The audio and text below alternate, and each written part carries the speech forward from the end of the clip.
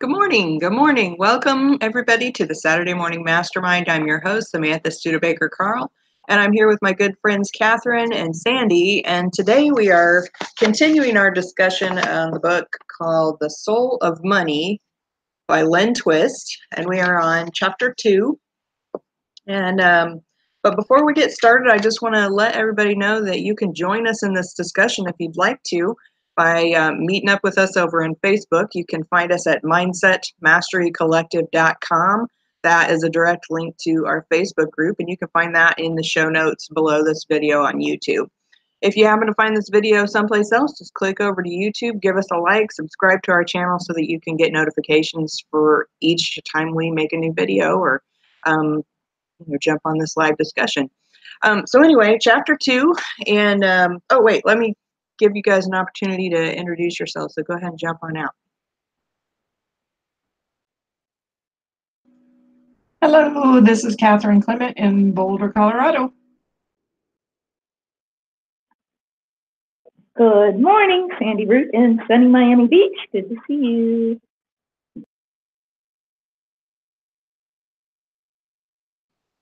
Awesome, guys. It's good to have you on here. And for those of you who are watching, we'd love to have you on here too, so you can add to our discussion. It's always wonderful to get insights from other people, and especially when you're reading a book that has so many insights. So chapter 2, Lynne is actually, this is when she talks about her first visit to India, and all of the things that kind of happened to her as far as her experiences with the extreme hunger and just the extreme differences between the rich and the poor, and then she got to meet Mother Teresa too, and had some insights while she was meeting with her. There's a part in the beginning here. It says, "I came expecting to learn about the reality of hunger and poverty in their most staggering dimensions. As it turned out, it was in India where I also discovered startling truth about money and wealth, about human nature and human potential." And she goes on to talk about some of the things that she experienced while she was there, some of the people that she saw, and one of their what did she call him? She called him, it was Ram Krishna Bajaj. I'm not sure if that's how you pronounce that or not, but they called him the Gandhi's fifth son because he was raised by Gandhi and is one of the more influential people in India that is, working to make things better.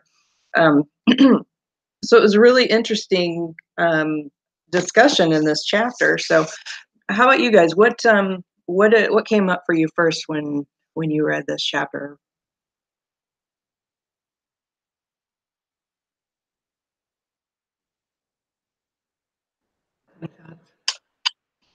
Well, I haven't been to India myself, but I have, Facebook friends there and have been, I've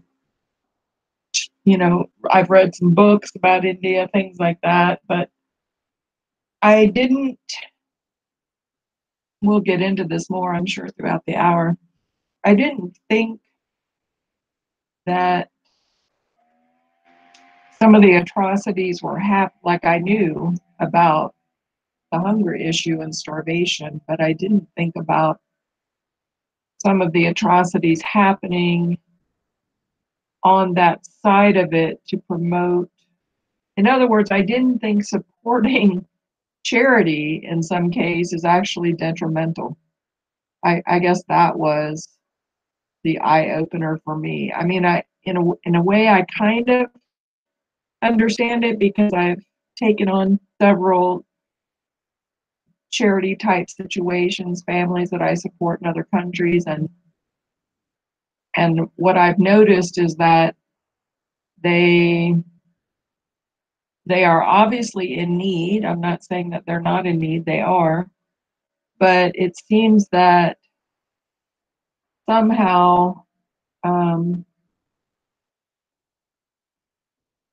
I've noticed that when I started giving to them, then it somehow decreased their drive to try to better their life in way. I don't know how to say it. Like it there have been times where I felt like it really backfired and it made the situation worse instead of better.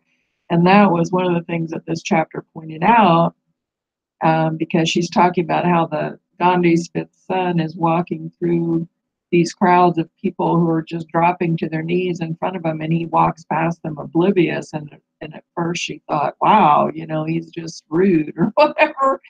But then she realized that that it goes much deeper than that, and that there's a certain amount of space that he had to keep in order to function, in his position. And by, as Westerners, especially when we go there and we see the poverty and we give to the little children and stuff, you feel like you're doing the right thing. You're certainly appeasing your own guilt about the situation, but at the same time, what you're not realizing, what I never realized, is how much you're contributing to promoting that as a lifestyle. And this is interesting for me because I also support some homeless people here in my direct area as well. And there are definitely those that it's a profession, so I can sort of see that firsthand here, but not on the scale, of course, as it is in India.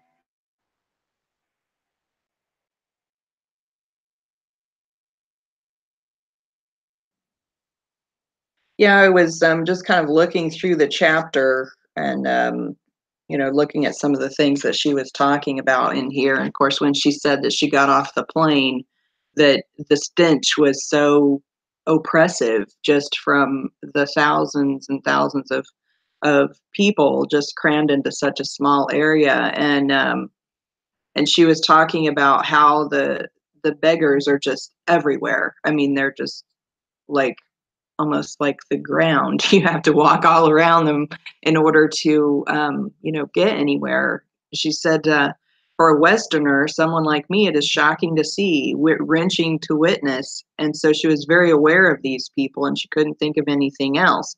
But Ram Krishna, who the person that she was with, he was just stepping over them like he didn't even see them. But she was also talking about how she goes on and uh, she says, one sad fact is that begging is an industry in India, in other countries as well, but especially in India. It's hard for us to think of it that way, but it is an organized industry there. And in many places, there are mafia-style bosses who encourage people to mutilate their children so the children will be more effective beggars. And this practice effectively ensures that begging not only becomes a lifelong profession, but creates a lineage of beggars. And like you were saying, Catherine, it's hard to sit here and think that when you are giving to people who seem to be in great need and who obviously are in great need, that you're actually contributing to the situation that they're in and perpetuating it, if you will. And it broke my heart listening to, just, you're not listening to, but reading those parts where she was talking about them cutting their arms off or cutting their hands or feet or something off just so that they would be more pathetic looking in order to get, the sympathies of people that have, any amount of money to give them. And it's just, and I can see how that can perpetuate the whole situation, but it's so painful. And of course, when she was talking about Ram Krishna just kind of stepping over them, and it later on she realized that he was doing that because he had to turn a blind eye to those things that are right there in front of him so he could work on the bigger picture, the bigger side of tackling that problem from another way. Because if you're just giving directly to those people, it just perpetuates it. Whereas when you're trying to change a whole entire way of life, you have to go about it a different way, and that's where his focus is. So I thought that was it was just really interesting to learn about that. Let's see, there was something else that she said in here. Yeah, she was saying that, one of the mindsets of the beggars is that they are praying that they're going to be born again as a more privileged Brahmin, or born again in some other incarnation. But this time around, that you and your children and your children's children would always be beggars. And knowing that, you wanted to become as effective as you could possibly be at begging. And families actually mutilate their children to increase their shock value and potential revenue as beggars. And she says, in this carefully orchestrated business of begging, those who designed the dishonesty and those who participate in it were perpetuating it, were in a sick, unspoken collusion. The people who gave money from shock or guilt were appeasing their guilt, and in the process, they were also becoming enablers, unwittingly supporting this brutal industry. It's so painful to think about that. And I can't even imagine what it was like for her when she first went there. But I do understand how, because she was talking earlier in the book about how she decided that she wanted to make her life's purpose to end world hunger. And it wasn't until she went to India where she realized the magnitude of such an undertaking, and how she also decided, based on she was talking about, how some people would see something like that and realize, oh my gosh, it's impossible. And she instead was looking to her knowledge and wisdom that she had learned from Mother Teresa and everything that she'd read and learned about Mother Teresa. And so that was really interesting that she took her inspiration from that. And then of course she goes on to talk about Mother Teresa, but I'm sure you guys have something you want to add before we move on.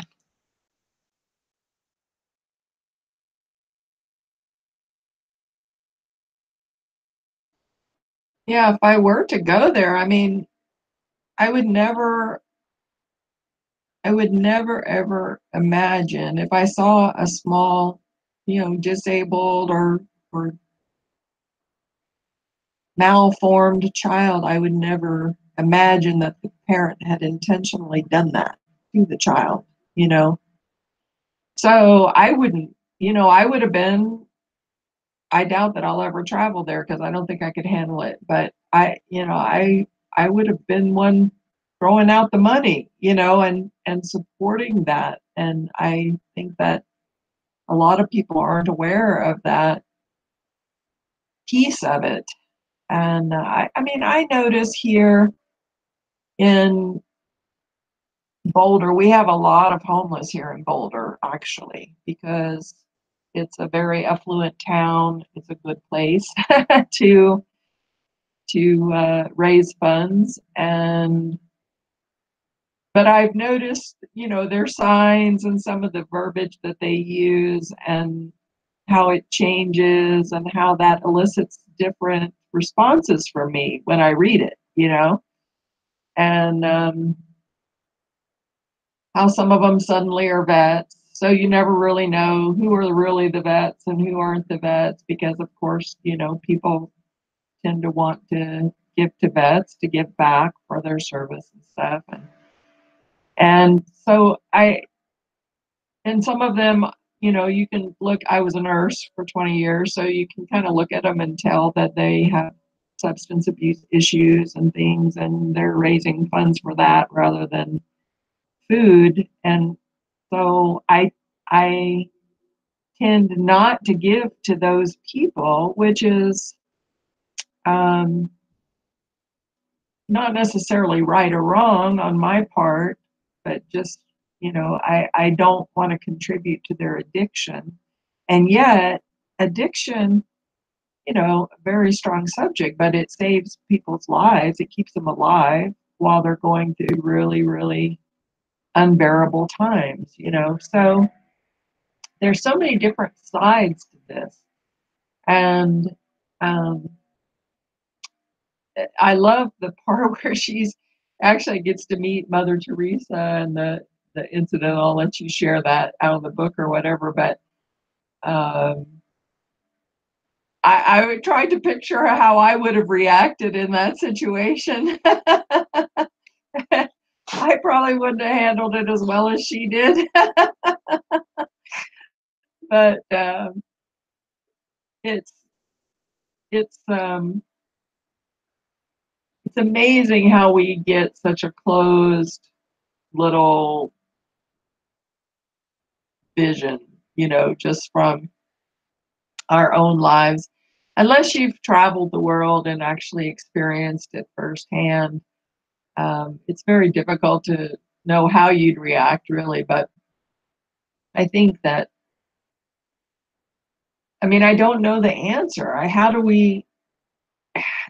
do you, I'm really excited for the next chapter because it's talking about the lie of scarcity in the world. And I do believe that, the world is abundant and there's plenty of food for all of the people. It's just that it's all in certain areas and not in other areas, and it's not distributed. And so how do we go about fixing that? I'm excited to say that some of the college kids that I drive around back and forth to classes are very have political aspirations, and they're very much about all of these topics, and it gives me some hope, that someone out there is figuring it out, because I don't have the answer. I really don't.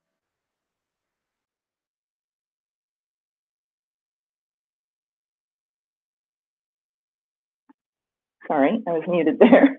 Yeah, sorry, I don't have the book yet, but based on what you've been saying, I know I've had a lot of friends go to India. I haven't been myself, but it's always, people say how much of an eye-opening and heartbreaking experience it can be when you see how people live there in poverty and how heartbreaking it is. But yeah, I don't have any firsthand experience with that. But yeah, as you were talking, Catherine, about the people in Boulder who are homeless, I've been noticing with myself lately, like here in Miami, there's a lot of homeless too. And if you're even at a lot of the stoplights, like they'll walk between the cars and ask for money, and or they'll have their signs. And I've noticed myself lately, like being really confused of like, do I give or not? Because there is this idea of, okay, and what am I enabling if I do give them money? Is it an addiction? Is it that they're just going to go get a quick fix? Is it that do they really want food? And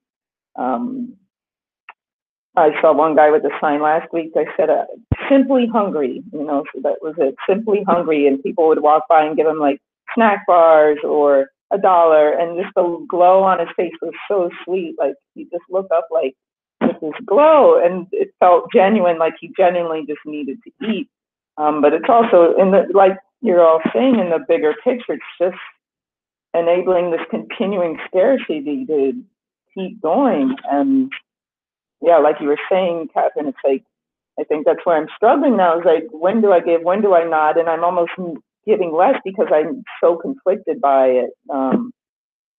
And really seeing how distorted it is, and how on a greater scale there is all this abundance, and why isn't it being distributed properly so that everybody's taken care of? And yeah, so that's heartbreaking, like the way things are controlled by the government, or the way society's going in this direction where people are either doing well or in the middle, or just completely on the streets, whether it's their choice or not. So yeah, it's a tricky subject, and how to really fix it in the long run, in the greater whole, so that everyone has, in a good way, not this place where we're enabling or just all this scarcity that doesn't need to be there, or finding ways to educate the people who are in these situations, rather than keep enabling and keeping that cycle going. Like, how can we educate them, or how can we generate prosperity in everyone's mindsets? I guess is like the core of it, but how do we even start there? It's such a big topic. So that's it for now.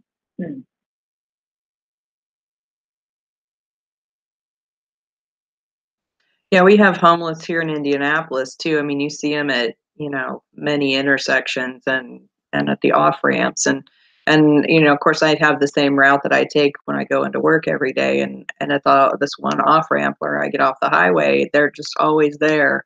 And it's never the same, well, I wouldn't say never. It's not always the same person who's there, and they always have different signs and sometimes I will have something extra in my lunch that I will, hand to them. And sometimes the person looks like they're actually very grateful that I've given them that item, whether it's an apple or a bottle of water or a nutrition bar or whatever. And, but then other times you have it out the window and they look at you like, is that it? And I'm like, God, it's how do you know? You don't. I mean, obviously those people that are out there and they're just collecting, money, who knows what they're doing with it, but yet I think there are some organizations that, well, I mean, I know there's some organizations that are working to improve the situation from a different perspective than just giving to the person who's standing in front of you. And and I don't know what the solution is. I guess I would have to get involved with one of those organizations and see what exactly they're doing to try and combat this whole, homeless and starving and, I mean, I don't know.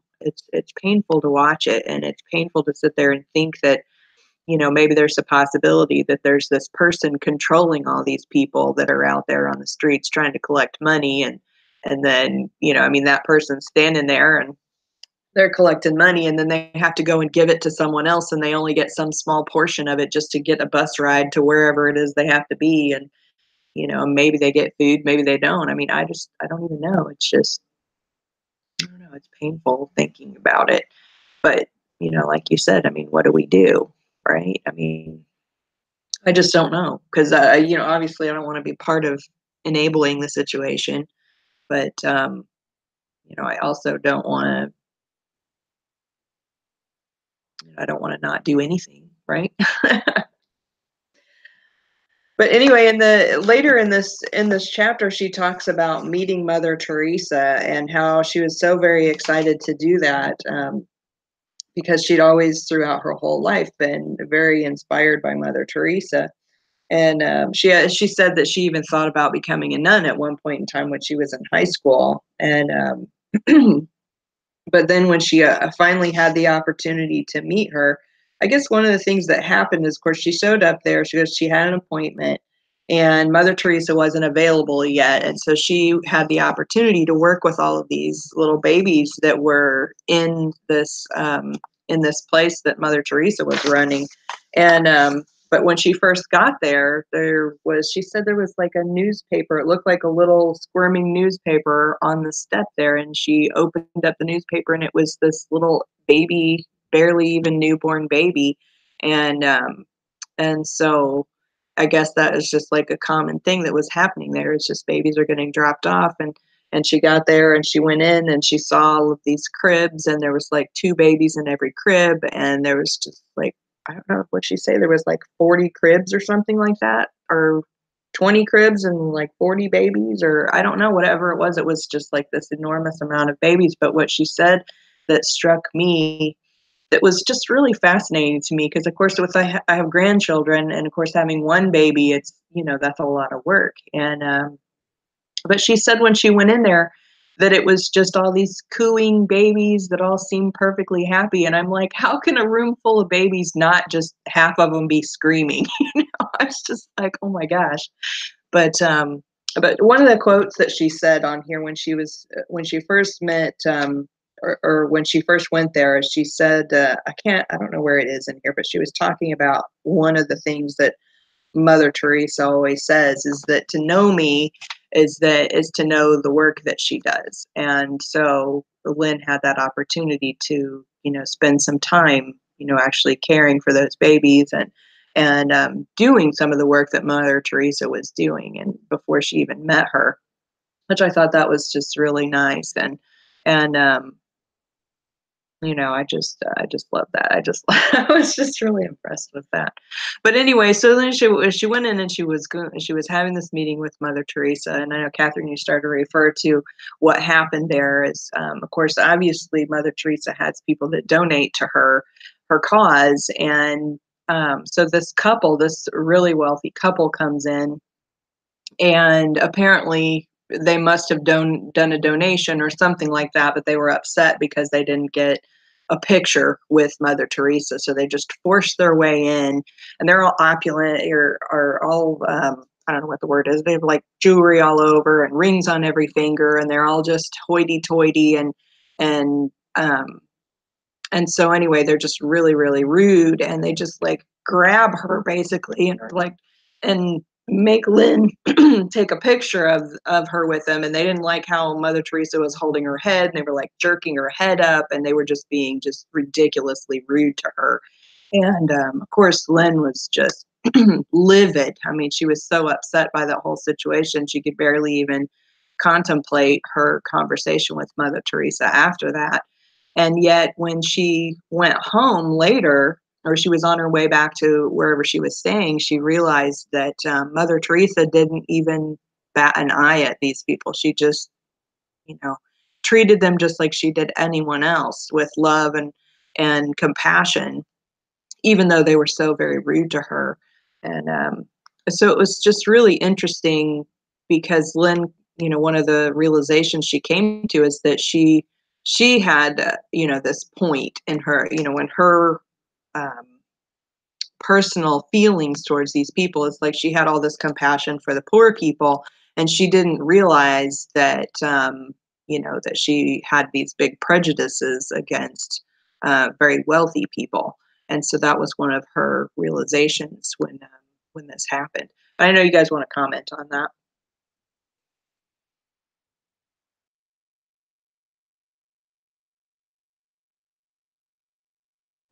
Yeah, I thought it was beautiful how Lynn actually wrote to Mother Teresa and, shared everything with her, shared how appalled she was when these people just pushed their way in, and the way they treated her and how rude they were. And Mother Teresa actually wrote her back and was explaining how, even though they're rich, the rich are sometimes so oppressed and poor in spirit, and cut off from humanity. And it's a whole it's a it's a different compassion that you would need to have for them, but it's still compassion. And Mother Teresa is obviously a saint, because like I wouldn't even have handled it. I don't even know if I'd have taken the picture. Like um and I certainly, you learn from everything that you do, and I learn a lot from what I'm doing right now, Ubering. And I certainly, like, I get shown my ego every day. I get shown where I have prejudices against, um, oftentimes, the wealthy, because we have some very, very wealthy people here, and then we have those that are in great need. And I catch myself, making judgments, and I call myself out on it. I mean, it's good work, but it's amazing how much, uh, how compassionate Mother Teresa was in that situation. And because she actually, if you guys have ever seen a picture of her, she's very bent over. And I'm sure when they were like jerking her head up, it had to be painful and stuff. And to not just kick them out of there or whatever. I mean, I know probably on some level she has to be very patient and kind and keep those donations coming in to take care of all those babies. And I was amazed too, Samantha, when I read that part about how it was 39 cribs. I remember, because she said she counted every crib, and there was 39, and there was often 2 babies in each crib. So there was at least 50 babies in the room, and nobody was crying, and I've worked in nurseries of babies here in the US, and I can tell you that it's not like that here. So they got some special mojo going on in that room, and the babies are just thriving on it. Thank God that they're there. Um, it's interesting to contemplate. I mean,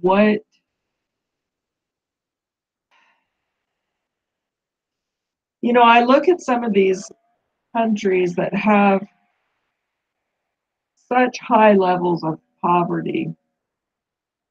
And for instance, I have friends that are really struggling. Well, and even just the other day here in Boulder, there's a couple that their sign changed and now there's a baby on the way. So here's a homeless couple and they're out on the streets and trying to get, panhandling for money every day to eat. And now there's a baby on the way. And I know that people's religious beliefs sometimes their actions and things, but in this day and age of birth control, and free birth control, at least in this country, it just blows my mind that people get, worsen their situation.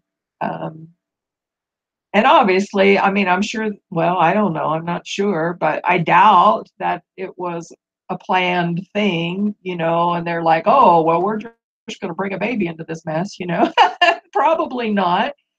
But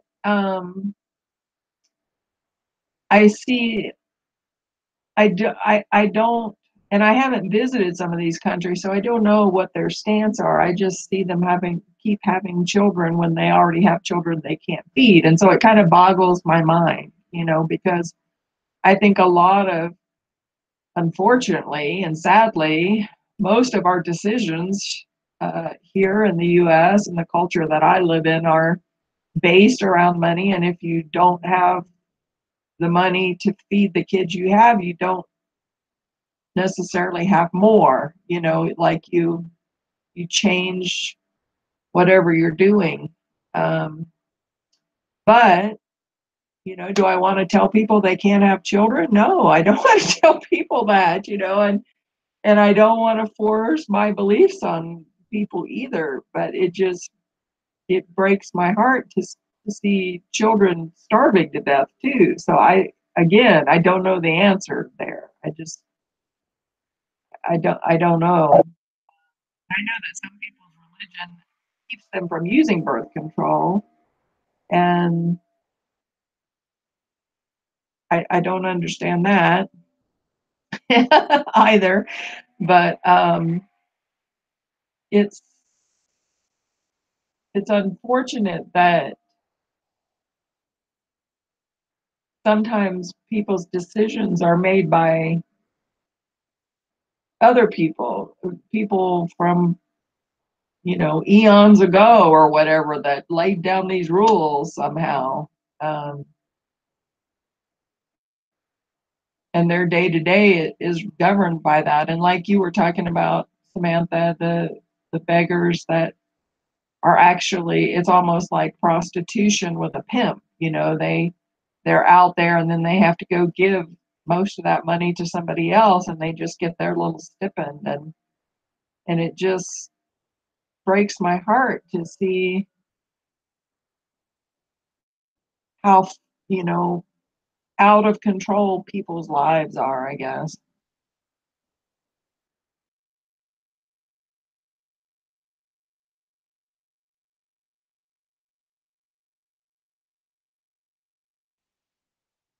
I was going to Yeah. say something. Oh, go ahead. Go ahead. I forget what I was going to say anyway. I will come back. I was just going to read a little part in here where she was talking about when she realized what she was feeling and realizing her own prejudices. She says, let's see. She says, I realized with some shame how I had reduced myself to hatred and prejudice in the presence of one of the most inspiring spiritual beings on the planet. I thought back and realized that Mother Teresa had had no problem with the wealthy people. To her, they were children of God, no less, no more than the orphans in her care, and she had treated them with love and respect, and then calmly returned to her meeting with me. I had always thought of myself as open and compassionate with everyone everywhere, but now I saw my own bigotry and where my compassion stopped. I saw my own ugly prejudice, a prejudice against rich and powerful. She says, I also could see now that this chance encounter with this wealthy people behaving as they did enabled me for the first time to confront and know my own prejudice. I could not have imagined the power this lesson would have, would come to have in my own life. And, it's interesting how that happens sometimes when we realize something like that. And, when we realize that we have something that is actually holding us back in our own lives, whether it's a prejudice against, a certain person, or whether it is just simply anger or frustration that is coming up inside of you for one reason or another. Is that that's those things that we realize that, that we can actually work through. And when we work through those, that's when we grow, right?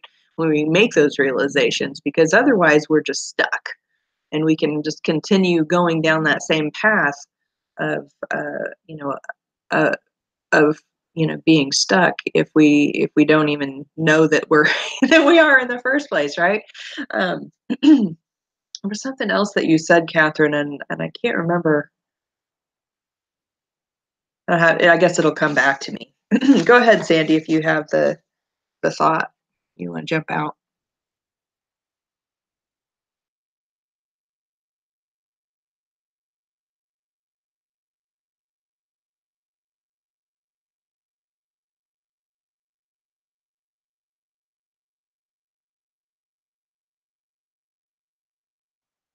Nope, no thought.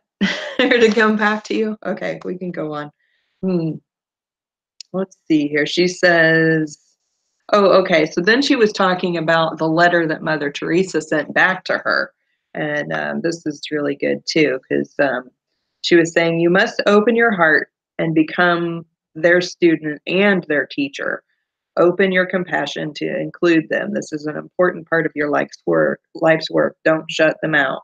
They are also your work. And she says this was a shocking idea to her. And she never thought of the rich as needy in any way, but now she could see it. And what kind of came up for me in that was just thinking about uh,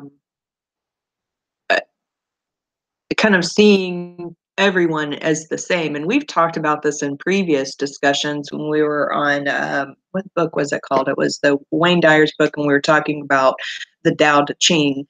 And in one of our discussions, we were talking about just seeing everything as the same. It's not necessarily right, not necessarily wrong. It's just is. And when we look at people, I feel like it can be the same way, where one person is not better than another because of wealth or money, or not wealth or money, or because of one religion or another, or because of skin color, or because of their upbringing, or their attitudes, or whatever. Is that everybody is the same. We're all the same. We're just different aspects of the same.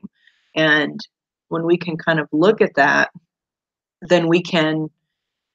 There was another teacher a while back that said something to me that really, really struck me. And that was how he's like, everyone from their own personal perspective is doing the best that they can. And they have their own idea of, or they have their own intention of being good and great in their own lives. And that goodness in it, or that kind of intention within themselves, is a pure intention, and how they go about doing it is maybe a whole nother story, but they don't their intention is that it's a good intention. So it's like, for example, we got these, and we may have talked on this previous discussion, but at our store we have a big problem with shoplifting. And and so those folks are, obviously their intention is to provide for their family. And we don't know what everyone's intention is. And so we just see that action that's happening and we're offended by it. But yet, if we can kind of put ourselves in someone else's shoes and realize, okay, this is where they're coming from, but yet they're caught in this trap of like the people that are homeless. We know that their intention is they're just trying to provide for themselves in whatever way that they can, and maybe they don't think that there's another option, and they're just doing the best that they can with the life that they have to work with. And kind of in the example where she was saying that the beggars, they're hoping maybe next time around they'll be born as somebody with they're more privileged, but they know that where they are right now is where they are, and they're just doing the best they can with that. And so when we kind of see it like that, then we can have more compassion, we can have more sympathy and love for the other people. And when we recognize those prejudices that we have ourselves, and then can look also at, this other person is doing the best they can from where they are in their own, existence, then we can have that compassion for them. At least that's kind of my experience. What do you guys think? As you're talking, I think about my own life cycle. Like, I've gone through all the, periods where I'm like scrounging everything in my room to find a quarter on the floor to eat, to where I was in a place of abundance and, able to give to others in a financial way. And then, as I'm building my practice over the past year, it's been a wave, like up and down, because it's in the growing stages, and it's normal, of course, but watching myself through the feelings of prosperity and then the feelings of scarcity, and watching how I see others through that too. Like, I feel like, as I can resonate with both sides, I guess, because I've been through both stages and the mindsets that come with each, and but also that struggle and how real it is, when you're in it, to really, or even seeing those moments where, most people, you can be on the street, and most people can end up on the street with the way our society's running. No matter how much money you have now, I've heard stories of millionaires who've lost everything, and then they end up having to start over, and just, really, I don't know what my point is, but I guess it's all coming back to, yeah, we are one, and we all are the same. We all deserve the same. We go through the same emotions, no matter what stage we're at. And just being able to see that wherever we're at, we are the same. We're one. And how can we support all of us to have, at least our necessities met? Because it's when you're struggling to even have your basic necessities met, and we're seeing someone going through that, it's like, how can we support that, and not be looking down on it, but seeing that any of us could be there, and so these are all tricky subjects, like how, in the grand scheme of things, to be able to support others. Because even in the moments where, I still want to give, but I'm having to take care of myself, and there's that thing of like, well, give what you have, no matter how little it is, and having that mindset of it'll come back in some way. But I think we're so in a society of me, and when you get it, you're like, you want to hold on to it because you're so afraid of losing it, and then, or giving it, and what if it doesn't come back? And just as, I think, in our society, it's just so hard for a lot of people to even have their basic necessities met, and almost feel guilty or bad to ask for what they need, or finding the help that they need to have their needs met, because a lot of times they're looked down on. I know when I'm in that position, it's hard for me to ask for help, because I don't want people to think, well, she doesn't know what she's doing then, obviously, or, so it's tricky. It's very tricky and sad, and what people have to go through sometimes in those places, and not feel they can get the help they need, or, yeah, it's tricky.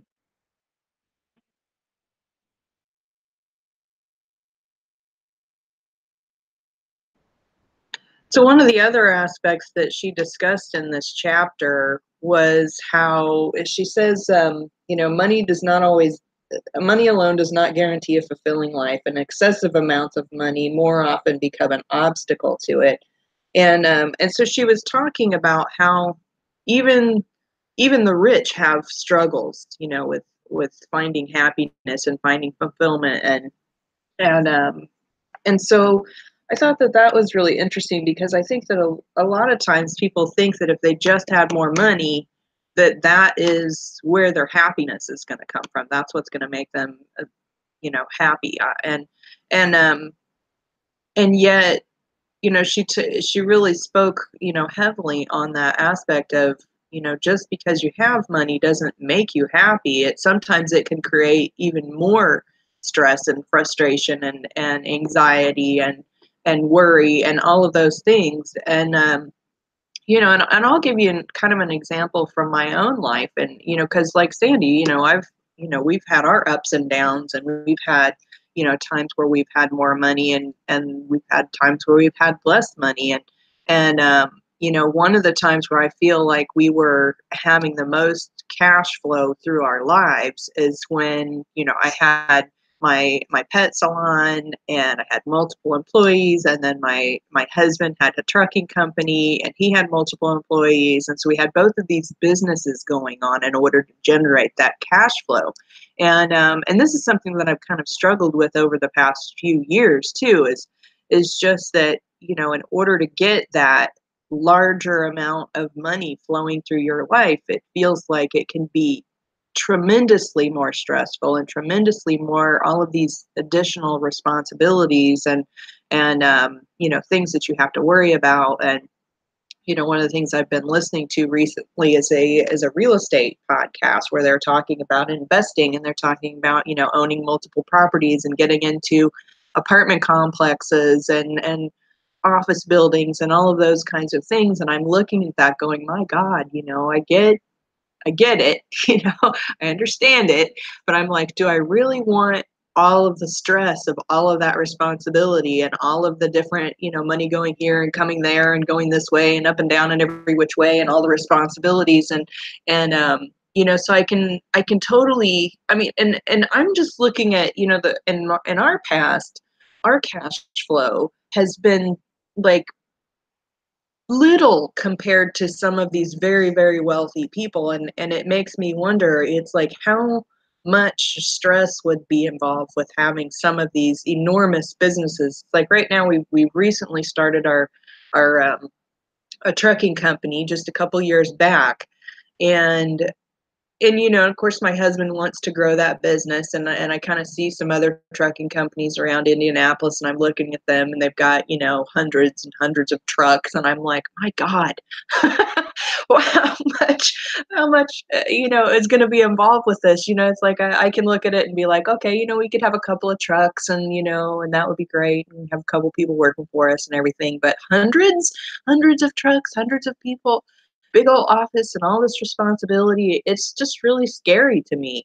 And not because I'm worried that I'm going to turn into some snobby person, but just that the enormity of all of the everything that goes along with that. So I can only imagine what it's like being someone like, Jeff Bezos, and Amazon. I mean, yeah, sure, it sounds really cool to have, all this unlimited money that, he's got access to, but the enormous amount of pressure on him, I can't even imagine what that is. And I think you just really have to be a special kind of person in order to, um, in order to do that. I mean, it's just it boggles my mind, and so I try and have more compassion for people that have a lot of things going on, because maybe they think they have to do that because of the things that they want in their lives. And here's another aspect of it is like, why do we need that? Is it because is it just because we're trying to feed the consumer beast inside of us? Or, is it, what other purpose do we have in doing that? And of course, Lynne, um, with her organization and her work, and I think this is what she's trying to get at in here, is finding that purposeful work, so that all of those stresses and all of those things that are ongoing, and then all of the things that are involved with it, you have to take care of, and responsibilities, is that somehow that is supposed to be easier and not as stressful if you have more of a purpose, you have like a soul purpose involved with it. I mean, I don't know. I haven't found something in my own life that I feel like is a sole purpose enough that I could feel good about all of those things that are involved with becoming some enormous organization. But I'm sure you guys have some thoughts on that. Yeah, I've been through that as well. I mean, I guess, yeah, you really have to look at what do you really want, because I think we can have these grandiose ideas of like, well, if I have this huge company going, then I'll have everything I need. I'll have, but because I had that idea last year, like I should open a holistic center. I could have a big yoga room, have yoga classes, have other practitioners come and work there. And I actually looked at a few spaces. And then I'm like, why am I doing this? Because as soon as I started thinking about all the things that it would entail, I'm like, I will be more stressed than I already am. And why is it really going to bring me more than I mean, I guess my underlying why was I can reach more people through those prongs, like, rather than treating one person at a time as I do in my practice, that would reach more further into the community. But then I'm realizing, I really like just working just me and my little thing, and that's perfect. I can supply all my needs just like this and still be able to help others, and I don't need to outreach, because the people that I am treating, whether it's 10 people a week or whatever it is, 20 people a week, that's their healing is trickling out to their community, to their people. So just even if I help one person, like that saying goes, that just feeling satisfaction with that, because that's really what I want, is just to help people. And it doesn't matter if it's on this smaller scale or this bigger scale, it's going to bring me that contentment and fulfillment, regardless what kind of scale it is. So I had to look at it and what am I really wanting? Because I don't want to have all that stress, because that's not going to serve me or anybody else if I'm going crazy. And it's already enough for me to just do what I'm doing now. So, but maybe down the road, you never know, that will happen again where I want to expand. But yeah, for now, it was like, keep things simple. Like, why have to go, get overwhelmed and bogged down with 1,000 other tasks? So yeah, I know what you're saying, and yeah, maybe if the different people work much better in those kind of situations too. I'm sure it depends on your personality type and all that, how you can run corporations and all that, and still live life. Because that's the thing too. I want to enjoy my life. I want to have time off where I can be with loved ones and go travel to see my friends and family. And that's what's more important in the long run, is really having your connections in your community, and not being bogged down with all the other stressors, unless you're really good at handling that and having an awesome team that supports you, and you have this backbone that's going to support your ventures. So yeah, tricky topics today. But good, like really like things to think about and bring awareness to these situations that are happening around the world. So good discussion. I ordered my book just now. It's coming.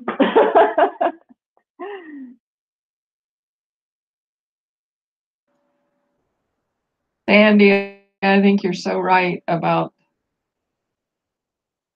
it, because I've noticed this, throughout the years, as people work themselves to death so hard to get to something that they don't really want, like once they get it,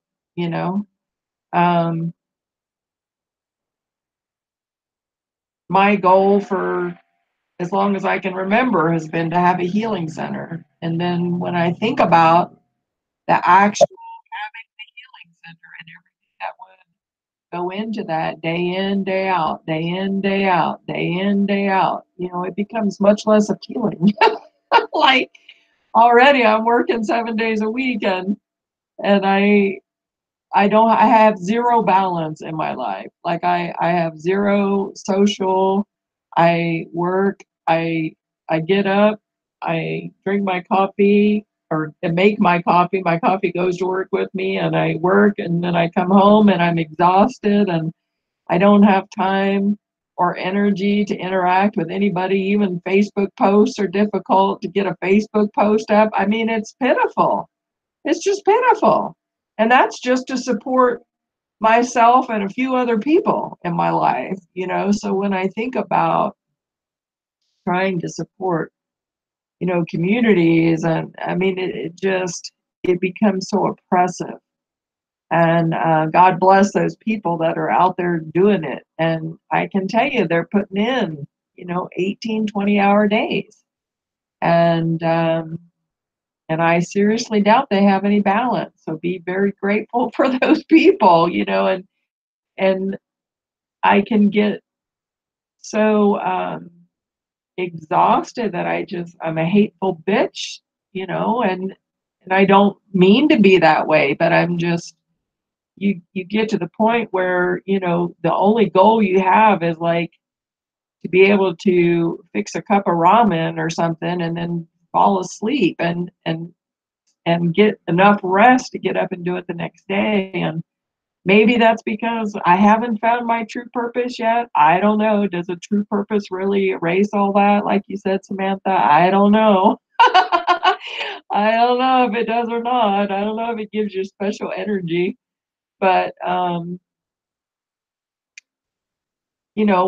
sometimes and this little group, and if you haven't been following us, we were all we're all entrepreneurs and all in different types of businesses. And through the years now, we've been in, different businesses and things. And you see people with huge goals and like you said, Samantha, they think that, once, if I just had more money, I think it was you that said that, maybe it was Sandy or both of you, if I just had more money, everything would be okay. But the responsibilities and the issues and the problems just get bigger and bigger and bigger. And it gets, and then if anybody thinks you have any money and they start asking you for it and you got 40 million people asking you for money, that gets stressful too, because you feel like, oh my gosh, how can I do more so that I can give to more people? And you just need more hours in the day, and you can't. One thing I found out is you can't be broke enough. Like you can't. You can give away everything that you have, and there's still like millions of people out there that need more. And so it's hard. I think social media has helped tremendously and in connecting cultures and letting us learn about each other and seeing the commonalities and seeing that we really all want the same things in life on a really basic level. But at the same time, it's created an enormous amount of stress to be exposed to things that we were ignorant of in the past. And I'm not saying that it was right to be ignorant. I'm just saying it was less stressful to be, when you don't realize and you don't actually see firsthand everything going on. So it's, there's good and bad to all of it. But somewhere in this chapter, I think it was, I don't remember exactly where, and I won't have it worded right, but regardless of, how poor or how rich you are, one of the most, one of the saddest things is to feel like you don't matter to anyone. And I think that is so very, very true. And unfortunately, just like Lynne said, and as Mother Teresa so wonderfully said, as you accumulate more money, there tends to be, you have to put that space in between, because otherwise nobody would ever be able to accumulate any amount of money, because they would just be giving it out as fast as they made it. Um, and what are they accumulating it for? Do they have a big purpose or not? Who knows? But as they gather it, there's this sort of an isolation that comes.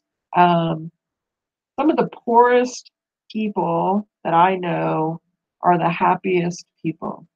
And some of the richest people that I know are the unhappiest people. So I don't know how to fix any of this. What I do know is that money is not necessarily the answer.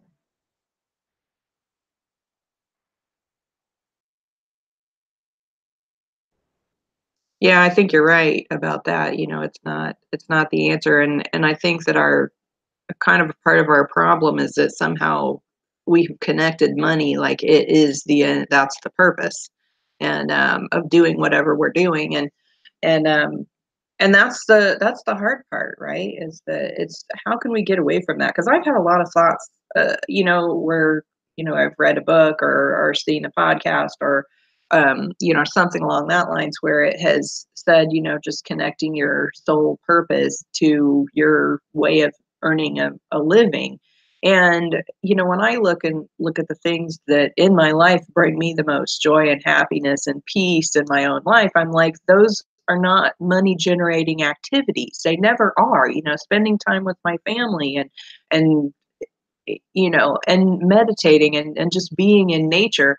And I'm like, when I look at the ways that maybe you might monetize something like that, it almost dilutes, or it creates this, I don't know, it changes it somehow. I mean, sure, I could make videos on how to meditate and how to become one with nature, and I'm like, but that's not what makes me happy.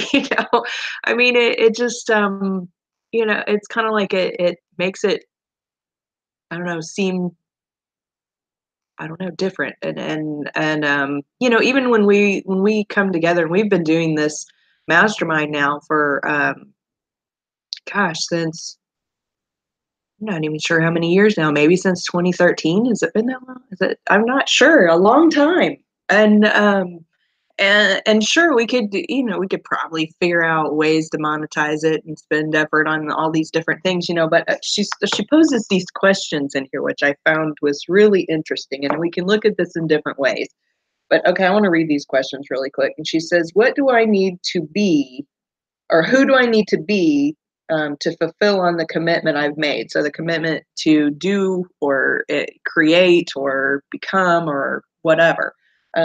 What kind of human being do I need to be to forge myself into make this happen? What resources do I need to be willing to bring to bear in myself and my colleagues and in my world in order to make these things happen? And so that's kind of, and these are things that I think about when I'm like, okay, well, I could monetize this by doing these things, but it's like these things that I would have to do kind of go against my feelings of what is soul fulfilling to me. And that's where I run into this disconnect, and I listened to, what was it? I don't know. A number of years ago, there was a video, and it was a woman who, she used to always say, turn your purpose is to, that should be your life purpose. This is your passion. This is what you should do with your life. And yet she kept running into all these people who did not have just this one single purpose. And so she realized that sometimes, people have many different things that they do that create purpose in their lives. And what I've, kind of discovered is that it's not always something that is going to be, a financial windfall for you.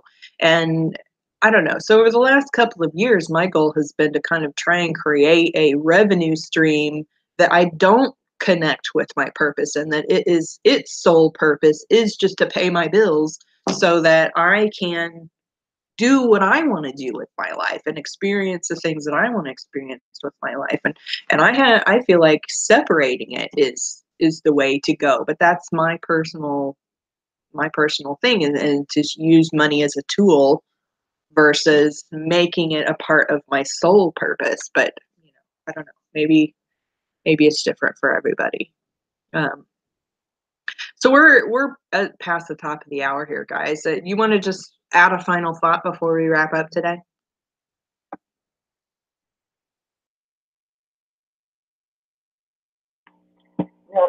Yeah, based on what you're saying, yeah, it's just like it seems like, yeah, this confusion between doing something for money and doing something for your sole purpose, and it's almost like this almost hustle mentality, like kind of going on, and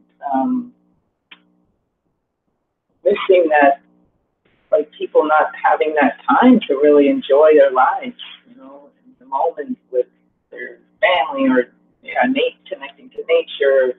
Always this go for money, and it's like we've come to value money more than just being being here. So yeah, that's my final thoughts. But yeah, great discussion. Lots of deep topics to ponder. But yeah. I agree with you, Samantha. The things that I enjoy the most, when I think about turning those into a money-making proposition, it spoils the energy of it for me. Now, I would like to figure out a way for it not to. Like, I'd like to change my thoughts about things, so that, because money is just a form of energy, and I guess I have a prejudice against it in some way, which is probably why I don't have a whole lot of it. But that's why we get together and we talk, and I feel the same way about this mastermind. Yeah, there's a lot of ways that we could really go gung-ho and monetize it, but that's not, to me, that's not what this is about. It's about getting together and sharing our hearts and souls with each other, and our thoughts and our challenges, and owning up to the fact that we're not perfect. And we start monetizing stuff, we got to be, well, the whole thing would have to change, and I would rather keep it the way it is. And I love it. I love you girls, and everybody that watches. Thank you so much. And please, leave us a comment and give us your thoughts on this chapter. Get the book. It's a good book. I'm enjoying it very much, and very thought-provoking. If nothing else, it's very thought-provoking, and it might change the way that we feel about some things. We'll see as we work our way through it. So have a great week. Love you, girls. And everybody have happy holidays if you're not able to make it for the rest of the month.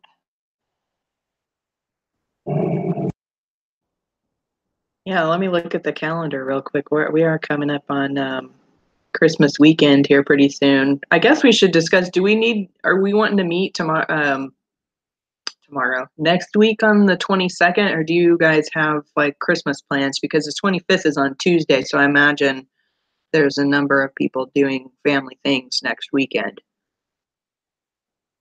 What do you think?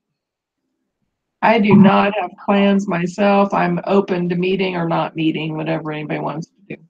Okay. I can meet. I fly to New York on Monday, so the 24th. So yeah, I'll be here for the 24th. Okay, perfect. Me too. Okay, we're good to go then. All right. So with that being said, guys, we will see you next week on the Saturday Morning Mastermind. And like we were saying, is if you'd like to join us, there'll be a link below this video on YouTube where you can meet us in our Facebook group. Just go to mindsetmasterycollective.com. And if you'd like to join us in this discussion, just post a comment on one of our posts in the group, and let us know, or say some. I think when you try to join the group, it'll ask you some questions, and in those questions you can say you can give any answer, even if it's different than the question. And you can say, hey, I just want to join your discussion, and we'd love to have you. So with that, guys, have a great, awesome, amazing weekend, and we will see you next week on the Saturday Morning Mastermind. Bye for now. Bye.